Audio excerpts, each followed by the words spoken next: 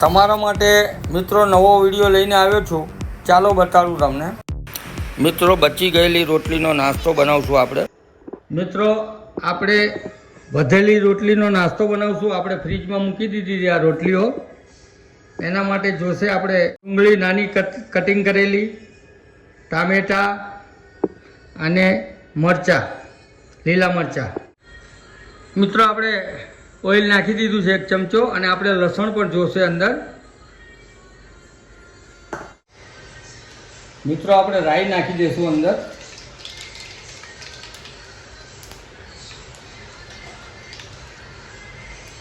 એક ચમચી જીરું નાખી દઈશું, 1 થી 1.5 ચમચી. હિંગ નાખી દેવાની અને લસણ નાખી દેવાનું. આપણે જે લસણ હતું એ.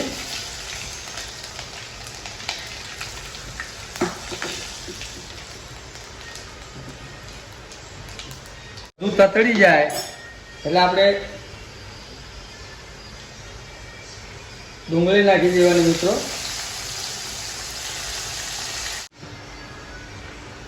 ડુંગળી આપણે થોડીક લાલ થાય એટલે આપણે ટામેટા નાખી દેવાના અંદર.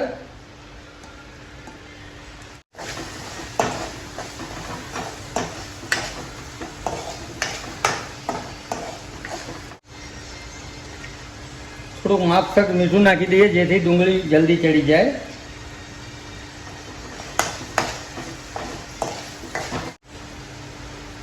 આપણે જે મરચાં કર્યા હતા એ પણ નાખી દેવાના અંદર.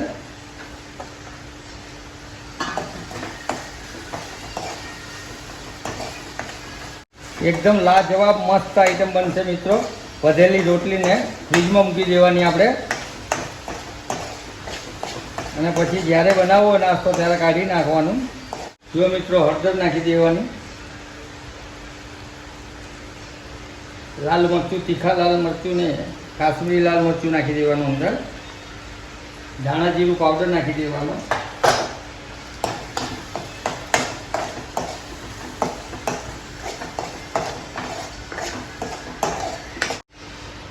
અડધો ગ્લાસ પાણી નાખી દેવાનું મિત્રો.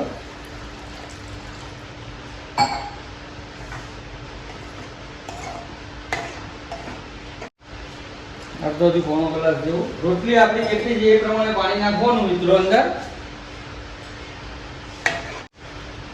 મિત્રો થોડો કિચન કિંગ મસાલો પણ નાખી દેવાનો અંદર.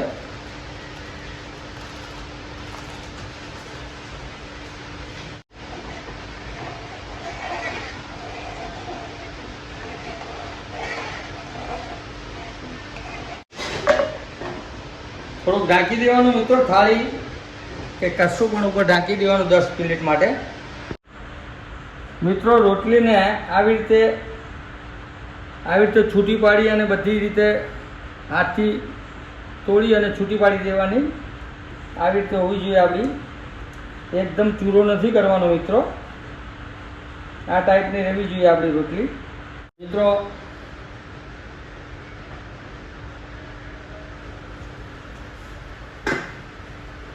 થોડોક રસા જેવું થાય એટલે આપણે અંદર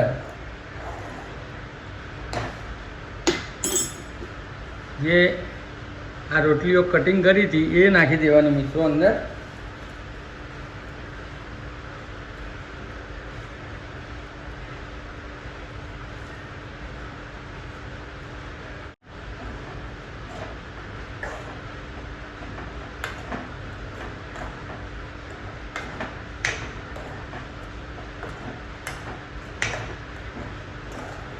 ચડવા દેવાની. ખરેખર મિત્રો સરસ બનશે રેસીપી. ઘરના બધા કહેશે ભાઈ આ લાવો લાવો. અને સવારે નાસ્તા માટે બહુ સરસ. રાતે જે રોટલી વધી હોય લોટ તો એની રોટલી કરી અને ફ્રીજમાં મૂકી દેવાની અને સવારે આ નાસ્તો બનાવવાનો ઝટપટ બની જતો હોય છે. સરસ સુગંધ આવી રહી છે મિત્રો.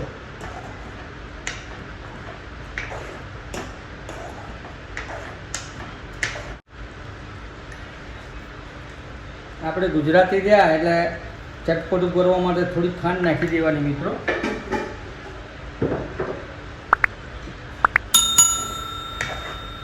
જુઓ મિત્રો એકદમ મસ્ત ટોપ બની અને રેડી થઈ ગઈ છે.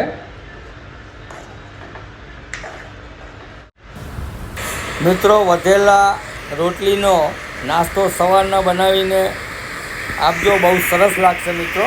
જુઓ મિત્રો, આપણો સવારનો નાસ્તો રેડી થઈ ગયો છે. આપણે એક ડીશની અંદર કાઢી લઈએ.